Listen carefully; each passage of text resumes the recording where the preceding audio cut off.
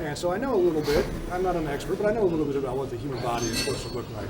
And there are some people out there, that I would see on stage that they look like a normal person, only with more muscle. Things are proportionate. And then I would see people up there and like, that doesn't look right. That's right. There's something not going on. How does that happen to bodybuilding? Well, sometimes it's genetic.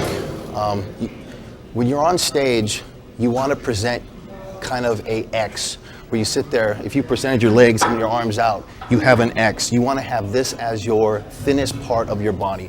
A lot of people have a long middle section, and you probably saw a lot of that because for whatever reason the Japanese folks have these long middle sections, shorter legs. That's just how they're born.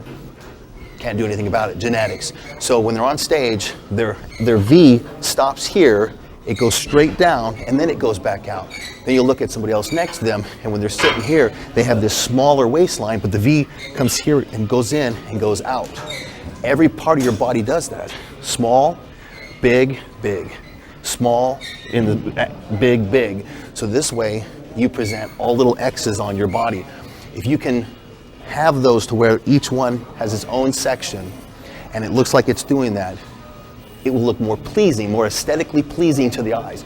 You don't even have to be a judge. Just like you were there, what's wrong? Why does he look so weird? Well, that's because also in his upper body, he has all this mass, all this stuff, and his lats tied in here, and then he had this long middle section. He had a short, stumpy leg maybe, and you're sitting there going, here's this guy, he looks great, and then here's this guy, what did he do wrong? He didn't do anything wrong. That's just what he's born with. Now, his job is to sit there and go, okay, how do I fix that or get as close to perfection as possible? He'll have to then widen his shoulders, widen his lats, do a lot of exercises to do that and keep his waist as thin as possible. I have the problem because in the Army, we do sit-ups all the time. So I have a thicker waistline. The guy who won first, he was probably about a 26-inch waist.